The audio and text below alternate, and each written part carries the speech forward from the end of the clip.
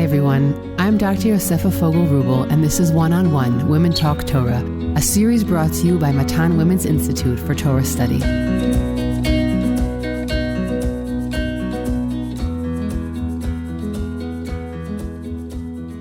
Welcome back to Matan's One-on-One Parsha podcast, where we discuss deep thematic points about the weekly Parsha.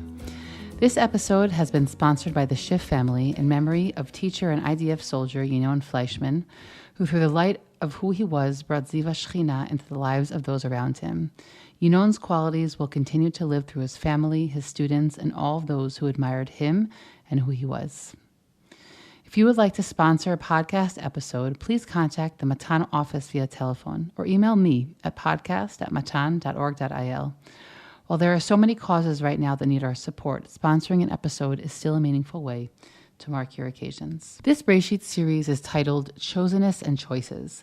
The book of Bereshit is propelled forward by God's chosen representatives, Adam, Kayin, Noach, Avraham, Yitzchak, Yaakov. But these messengers impact the world because of the choices they make, and it's the nexus between being chosen and the human choices that actualize this divine will in the world that we are exploring in these episodes. Today's conversation, as I've been saying in all of my episodes, was recorded on November 7th.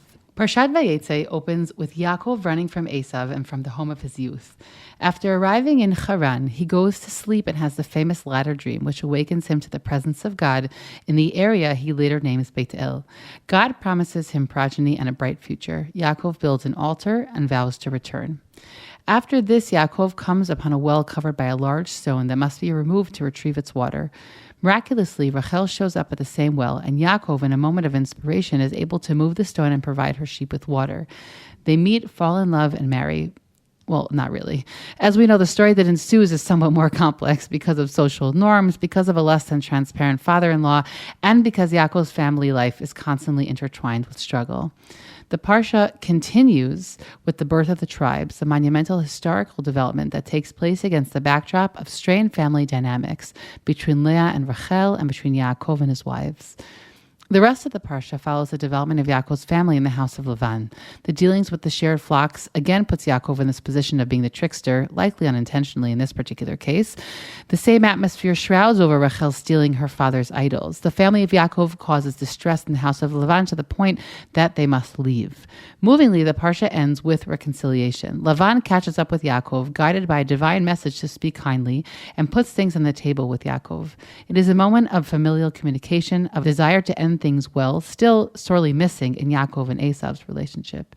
Beautifully, Yaakov's meeting Rachel begins with the removal of a stone from a well, and the Parsha ends here with the erection of a monument symbolizing Yaakov's and Lavan's alliance.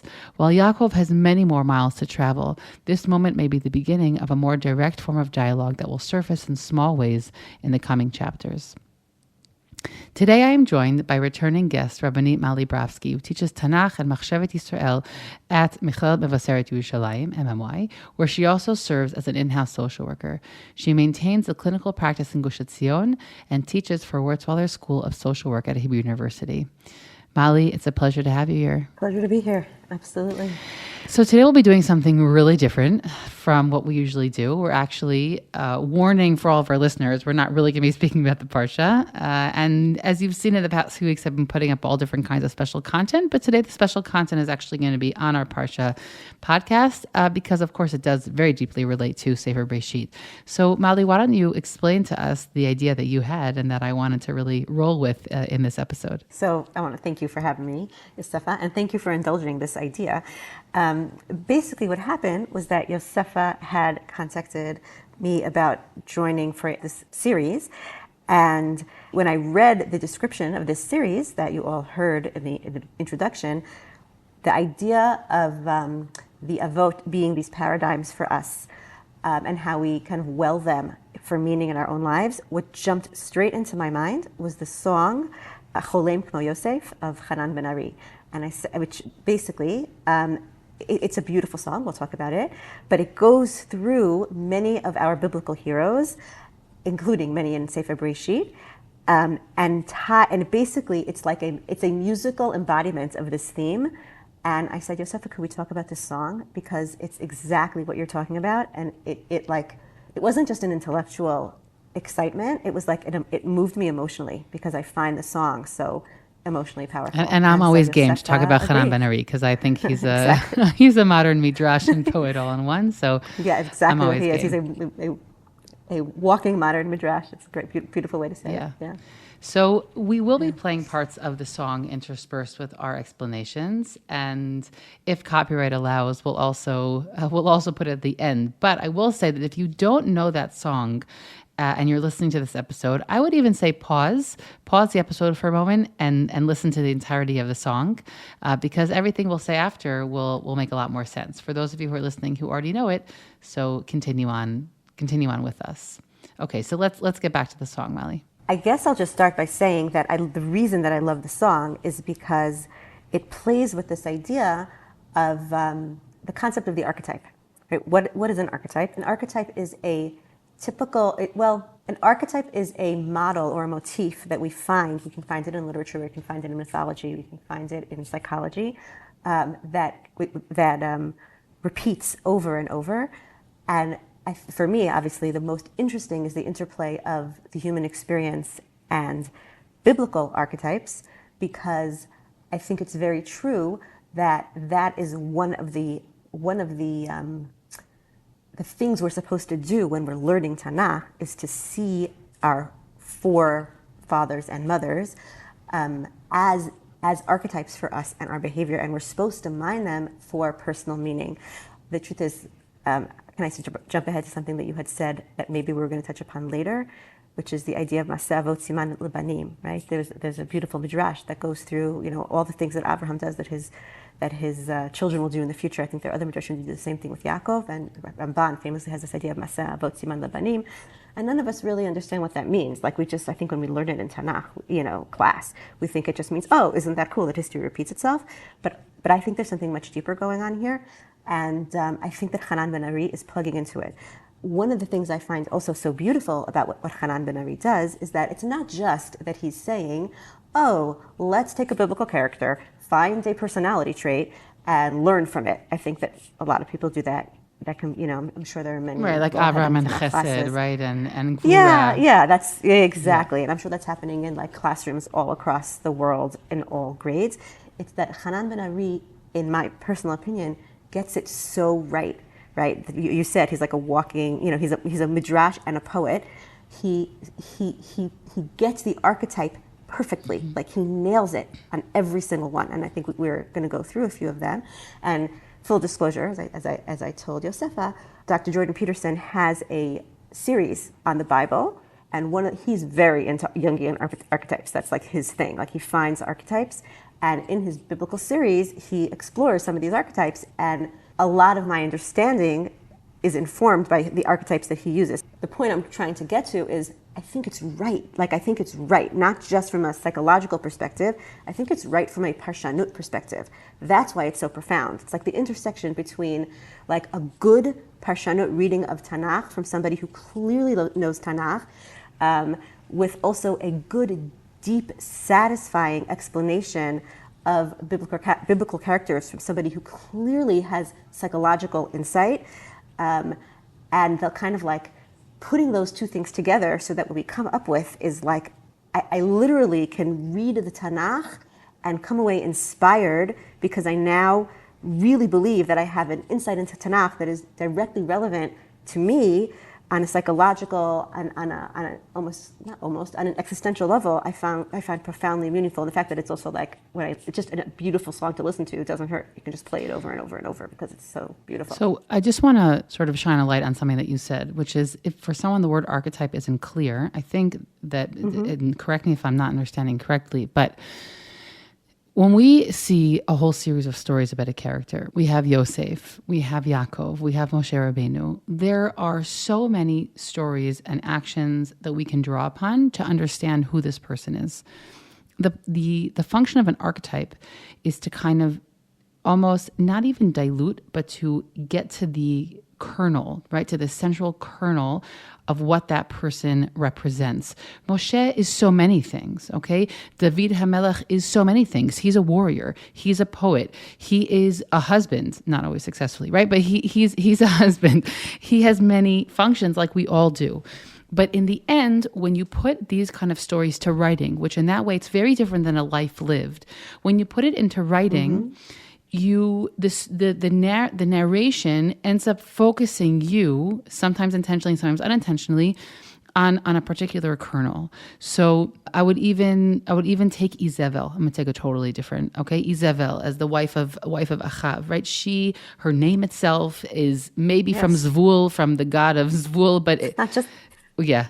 Sorry. Her archetype is that she's a Jezebel. Exactly. Right? The word Jezebel has now means something beyond, she's such a powerful archetype that her name became a word. Has become synonymous. Also like Sodom, like sodomy, right? Meaning Sodom, it's a whole story. You could say a lot about Sodom other than the fact that they wanted to physically harm their guests, which also represented their lack of hospitality. But there are stories and elements of these characters and or a place that become so powerful that they become the kernel that represents all of them, right? So if I look at a parent or I look at a spouse, we usually have to be very careful not to do this, right? Because if we do it, it actually harms our relationship with them. I'm going off here in a psychological tangent, Molly, but you're nodding, so I'm hoping that I'm on target. So if we do it with a human, we end up often harming our relationship. But when we're looking at it through literature, or again, in this case, through Tanakh, which is obviously much bigger than literature, it actually helps us to connect to something very, very particular and a particular dimension. Maybe there are multiple archetypes in one person's story. There are multiple lessons in one person's story, right? But the fact that it's told through a certain lens, right? One of the messages, because there's Shivim Panim LaTorah, right, really is a true idea, right?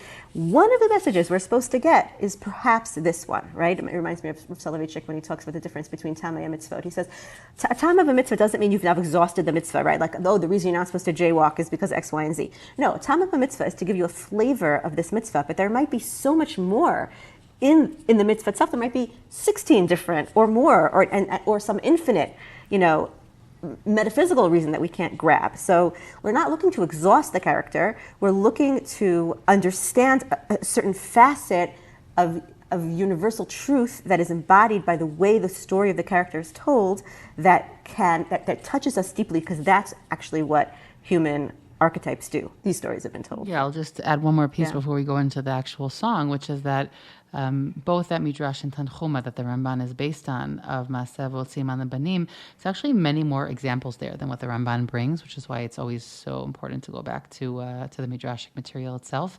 And also recently there was a beautiful Dvar Torah. I'm really privileged as on the faculty at Herzog.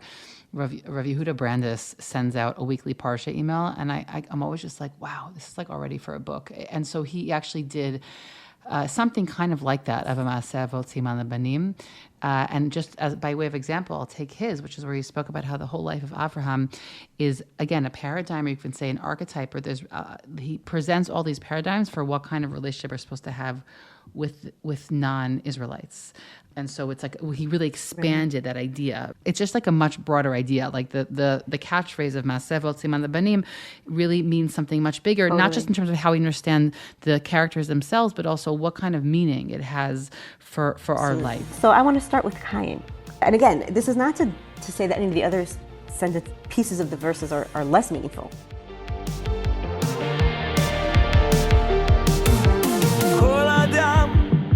מגורש מגן עדן,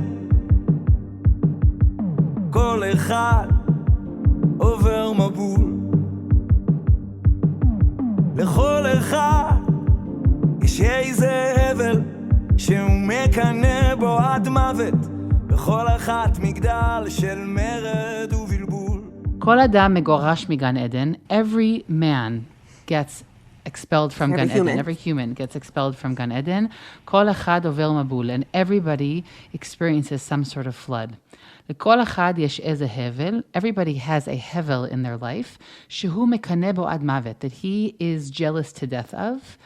B'chol achat migdal shel mered ubilbul, and everybody has a pillar or a tower of rebellion and confusion inside of themselves. Right? That's our first paragraph. L'kol achad yesh eze hevel shehu mekaneh bo ad mavet. Like, that is such a powerful line. Everybody has a hevel, right? Everybody is Kayin.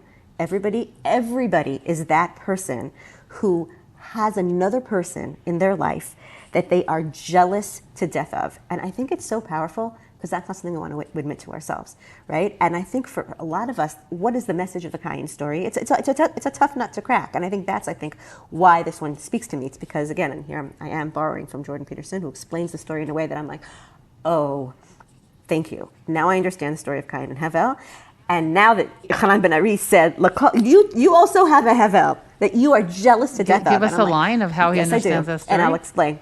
So basically, what does he say? He says, every person finds themselves wanting in their ability to self-actualize in the perfect way, right? Which is, let's say, for the sake of simplicity, serving God perfectly, right? We're all trying to be our best selves, right? That's basically what we're trying to do. We're all Kayin trying to bring our sacrifice to God, right? And we all fall short. It's just part of the human existence is sometimes our sacrifices are not going to be accepted. Okay. And now you're Kayin, and you see somebody else who succeeded, right? Hevel managed, and you don't know why, right? You don't know, right, how Hevel managed to align himself with God in the proper way so that his sacrifice was accepted, and he's doing well, whatever that means, right? Whether that can be externally, that could be internally, right? That can be, his personality, that can be how he's functioning and succeeding in the world, but he's succeeding, and you're not. And you're doing something wrong, and he's got it right? And the question then, when that happens, says, this is again, full credit to Jordan Peterson, that's where you're at a juncture in your life where you can choose to do one of two things, which is the pasuk, right? Im tativ se'et ve'im lo tativ lepetach chatat rovetz. Meaning, if you, get your act together, im tativ se'et. Just don't look over there. Look inside. You've got more work to do. Keep working at it. You will manage. You will figure out how to bring the sacrifice in such a way that I will accept it. But if you don't work on yourself, lefetach chatat rovetz, you're going to go down a dark path. You are going to sin. And then sin, ve'elav chukato v'hu yimshol bach, right? Or whatever the pasuk is for Kayin as opposed to, Chava, right? But the point is, sin is crouching, lefetach chatat rovetz, right? So that's by Kayin and Hevel. Sin is crouching at your door waiting to devour you, right? And it will eat you alive. And basically what he's saying is, if you realize that you're not measuring up and you're imperfect, you can either look inward and do that hard, tough work of self-improvement, or you can find a scapegoat.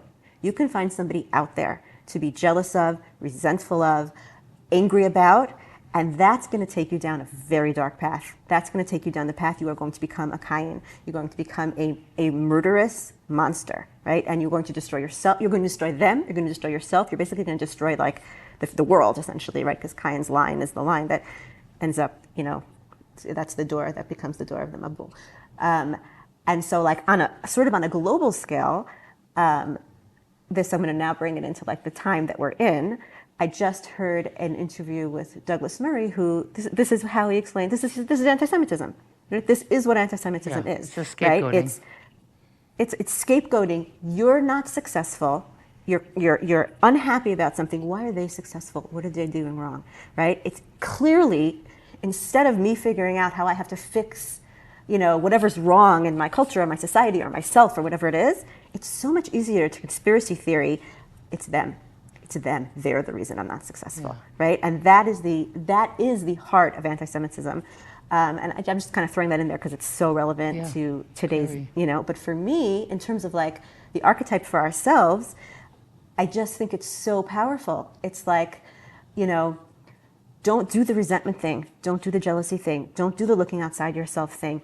Or even better, when you feel that, that's a red light, right? That's a red light of I can choose right now. I can be Kayin or I cannot be Kayin. And I can choose instead of, going down that path to kind of pull myself together and to make another choice. And I don't know about you, Yosefa, but I have a person in my life. I have a Hevel, Shani Mekanaba Ad Mavet, and for no reason. This is somebody who is ostensibly a friend of mine, right? It's just that she does everything that I want to do right. She does it better. You know what I mean? It's just, I'm just being honest. And I remember a different friend of mine, let's say her name was I don't know, Rifki.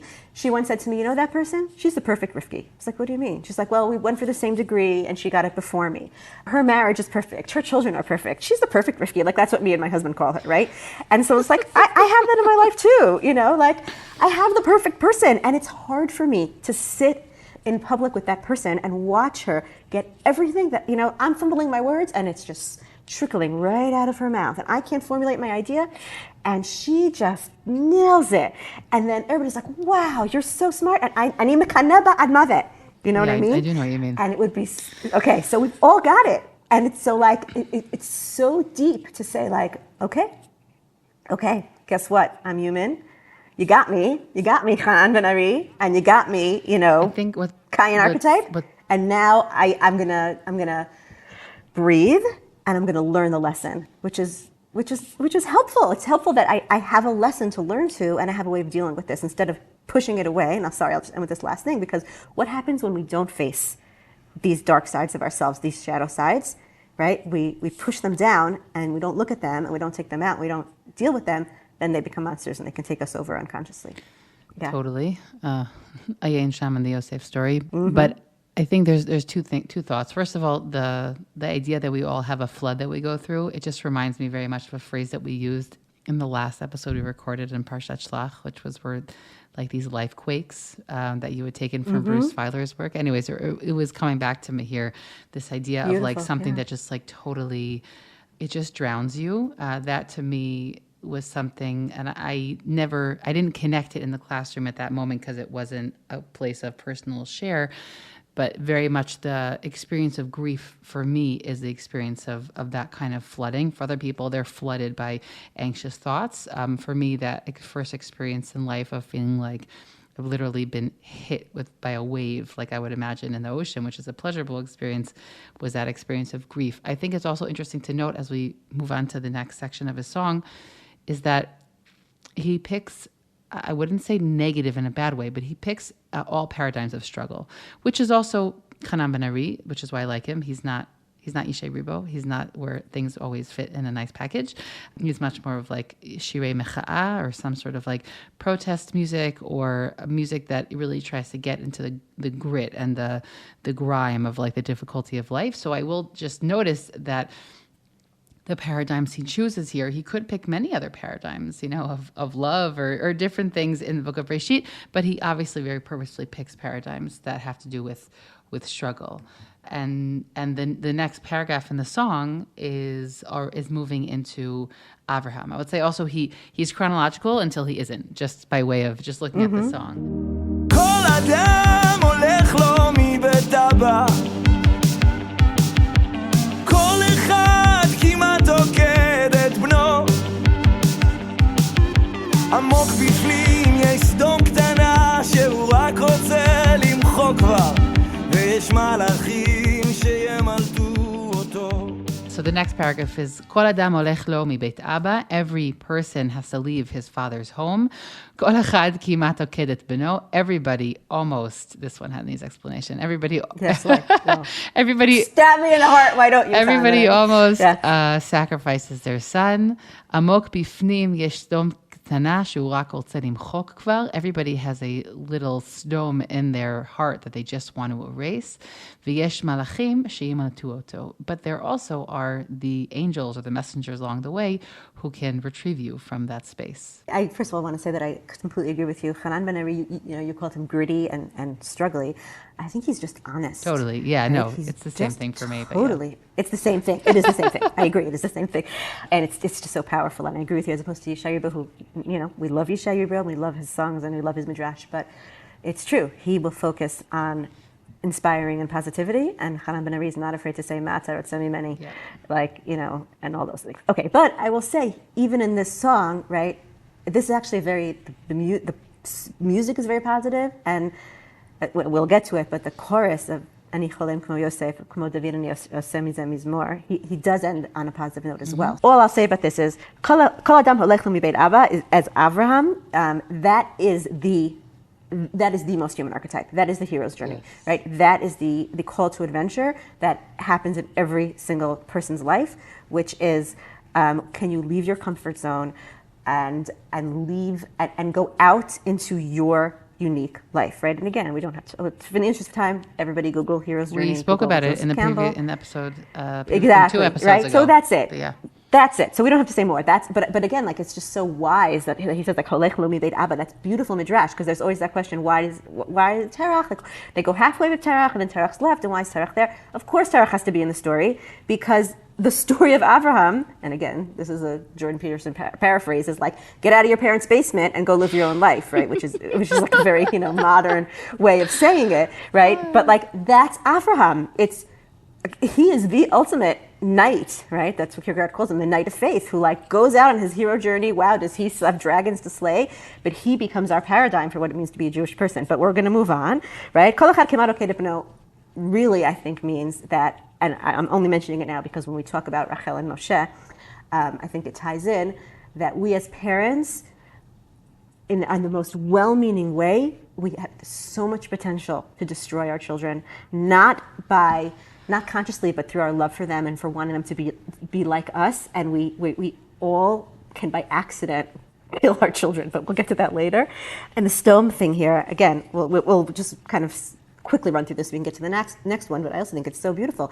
We all have inside of us a stone, right? There's the shadow side that I mentioned before. We've all got a shadow side. We've all got a monster. We can all become terrible people. We don't want to look at it, right? We just want to destroy it. By the way, it might also be a reference to shadowy sexuality. I don't know if he meant that, but I think that's a very important element of what stone represents. So all the shadowy sides, yeah.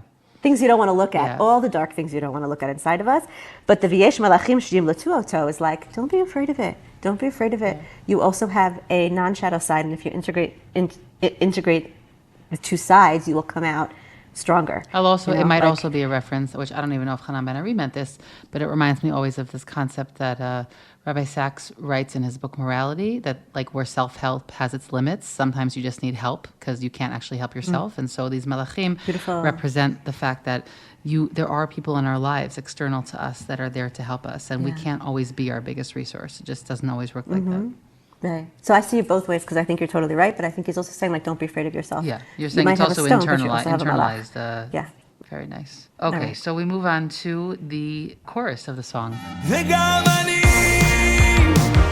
חולם כמו יוסף, כן גם אותי זרקו לבור, גלגל חוזר בתוך תחפושת, וכמו דוד אני עושה מזה מזמור, עושה מזה מזמור.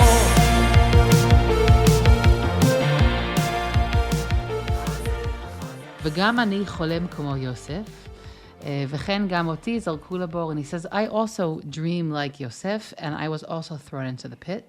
גלגל חוזר בתוך תחפושת. It's a cycle in disguise.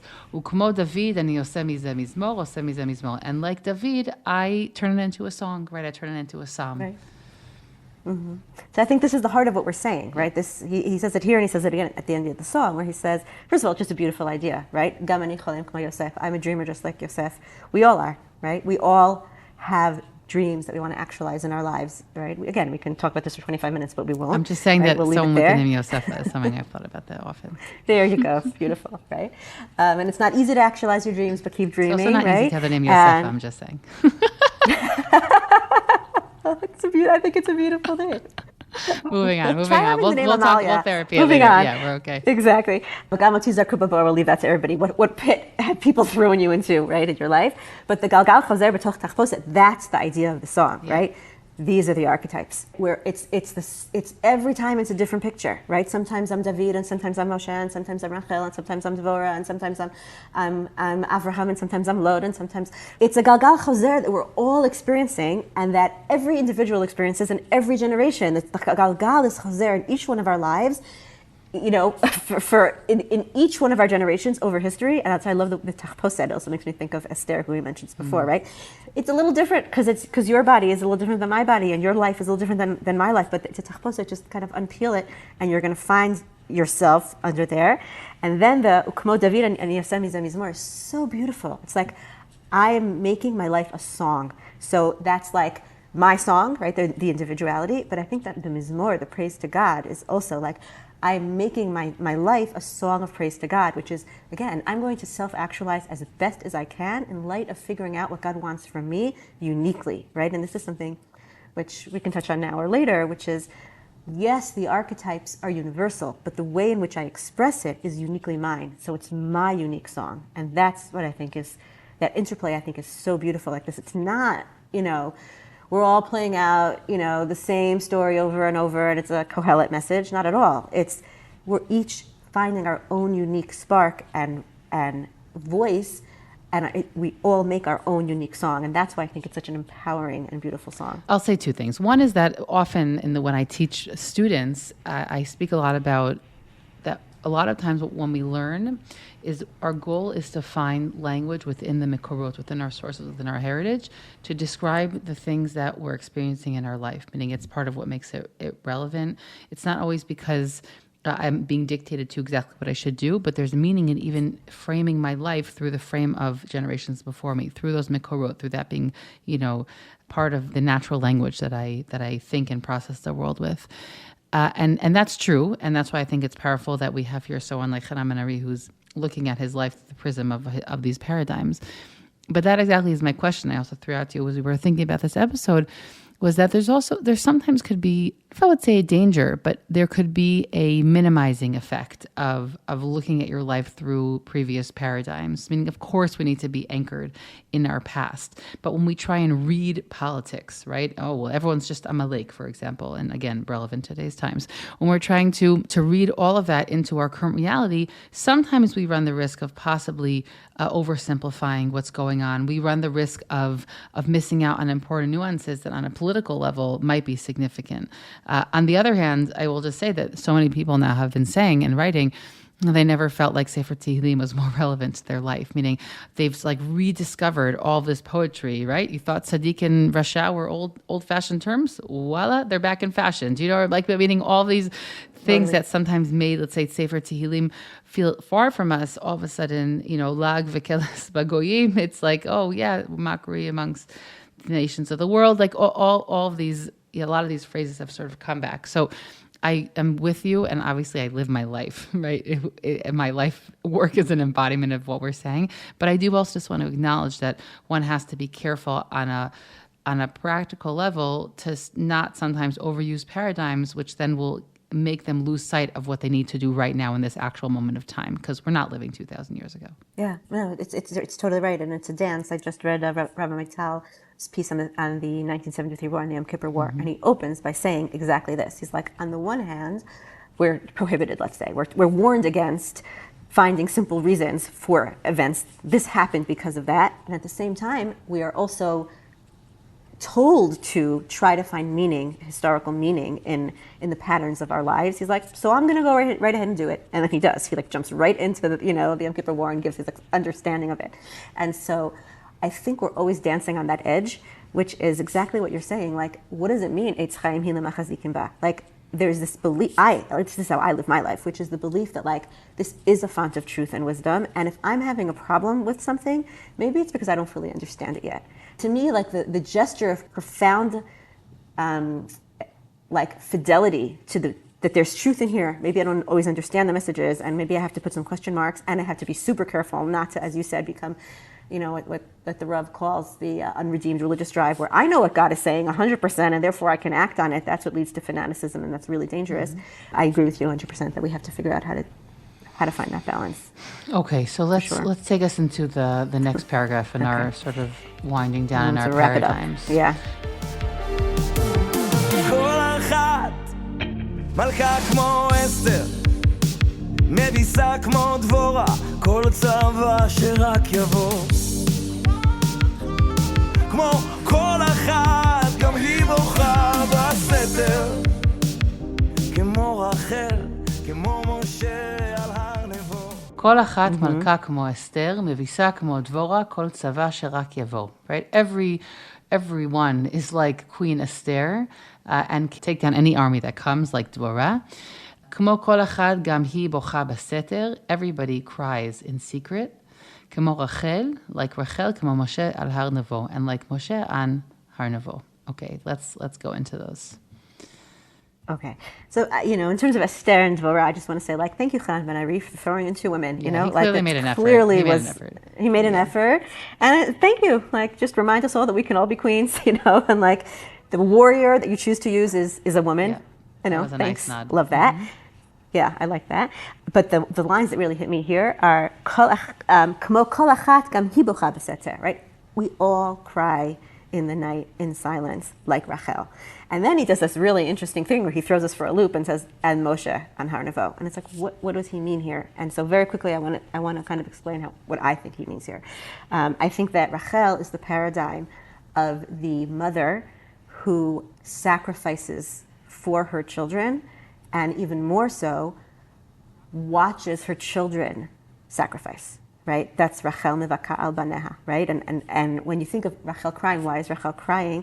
I don't know if he's referring to a specific midrash, or he's just imagining this idea that Rachel gives up Yaakov to Leah in the beginning. Rachel, that's, to me, I feel like it's because she's crying in baseter. Because while is she crying in hiddenness? She cries maybe when her children are born. That's not baseter. That's begalui. That's open.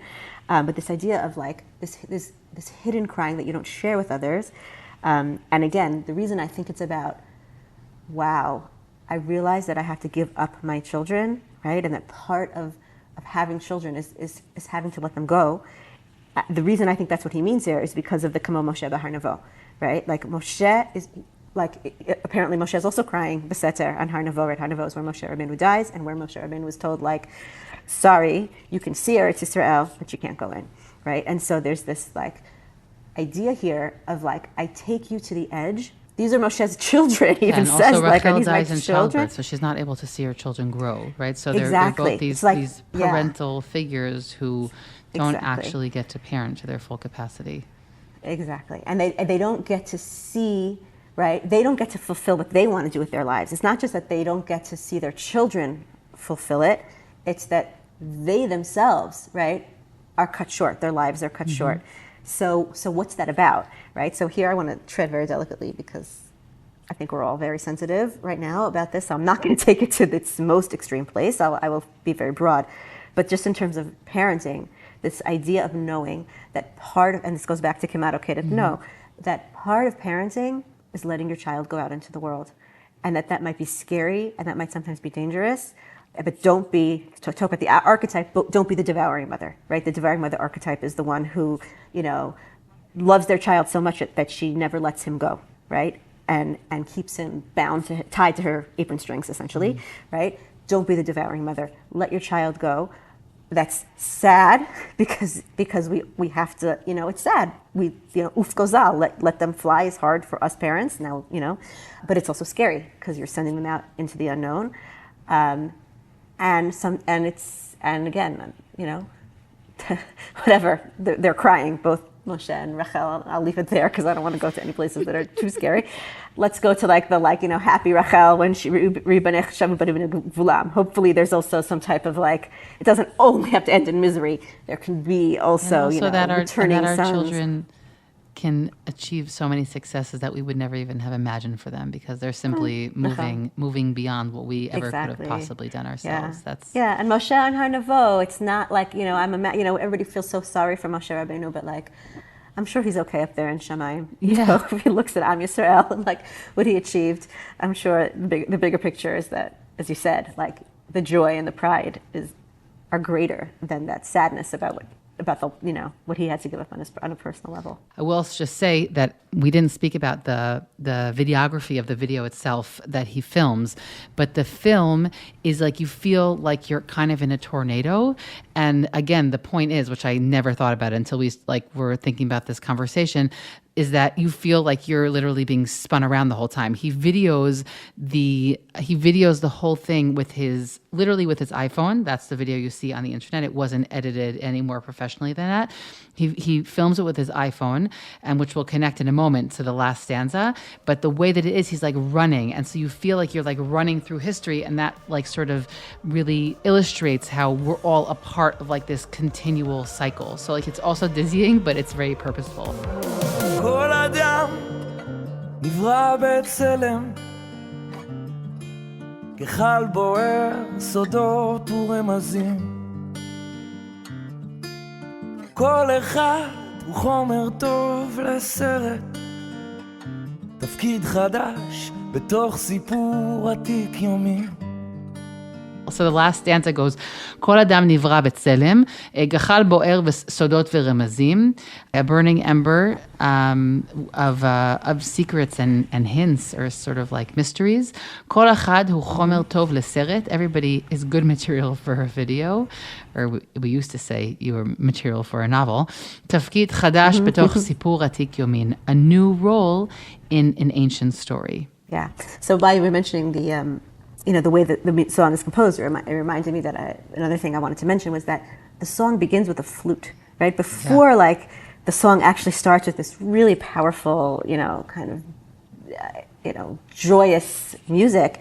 There's just a flute playing, which kind of pulls you into this fairy tale archetypal mood. I think that's why he did that, right? It makes me think of like Sipur Masiot of Rabbi Nachman, right? It's like, I'm here to tell you about fairy tales, about myths. So I just wanted to mention that. And just to end with this, as you said, you make a great movie. You've got every single person you're the hero of your story. You are the hero of your journey. And yet, tafkid chadash b'toch sipur atik yamin, right? You have your unique story to tell, and it's part of the endless chain of the Jewish people, which again, I think speaks to us so powerfully now as we're fighting, right? And I know that this is something they're using to like, help our soldiers. It's like, you're part, you are the soldiers of the generations of the Jewish people. But even, not to take it to that place, but just, again, this idea of grounding us, and, the Rav talks about this, of grounding us in time and in space as so unique and having something so unique to give to the world, but we're not alone. We're a unique link in an endless chain that has meaning, and that grounds us in purposefulness and meaning that's beyond just our individual purposefulness. I think also it's a really important message in light of the extreme individualism that we have in the world today, that it's fine to think that you're one in a million, to take a line from other songs, right? To figure out, what's so uniquely unique about you. But the part where people get lost in is if they can't figure out how to connect themselves back to the universality of the world, of themselves, of their religious traditions, if they have them. That's where I think things have started to go really, really wacky. There has to be an element of grounding. And so I love that combination where like Hanan Ben Ari himself is somebody who he is a unique creator right now in the world. His music is really different. It's, we didn't mention here, but it's part of this tremendous renaissance of music in Israel, of music that is both reflects belief and religious orientation even sometimes, but that is universal. It's really striking everybody in a place that makes it go far beyond just like the religious community. And he's able to do that because of the universality of everything he speaks about. And so I think that, as long as we're able to ground ourselves in the past, in our archetypes, in our Jewish language, I think that figuring out what your piece of that story is also going to be it's going to be even more meaningful and more everlasting than if it was just something that was a branch standing on its own. And it's unifying, which is, I think, something everybody's looking for right now. It's like we're all part of this story. Maybe we all have different roles to play, right? But we're all part of the same story. So let's remember that and not go down as you said before, like, let's take the Yosef story to a positive place and not to a place of, and all our stories, let's take them to places of growth and not to places of pilug, of separation, and of unity. Molly, thanks for being here today. This was different and really meaningful. Thank you. Thank you very much. I hope you've enjoyed this conversation as much as I did. I'm Dr. Yosefa Fogel-Rubel, and this is One-on-One Women Talk Torah, a series brought to you by Matan Women's Institute for Torah Study. Please do One-on-One and Women's Torah Learning a small favor by sharing this podcast with family and friends so that we can reach new listeners. You can stream and download these episodes on Spotify, iTunes, Google Podcasts, SoundCloud, and Matan's website. Don't forget to leave us a 5-star review in the comments. Please send us any feedback at podcast@matan.org.il. That's podcast@matan.org.il. Thanks for listening, everyone.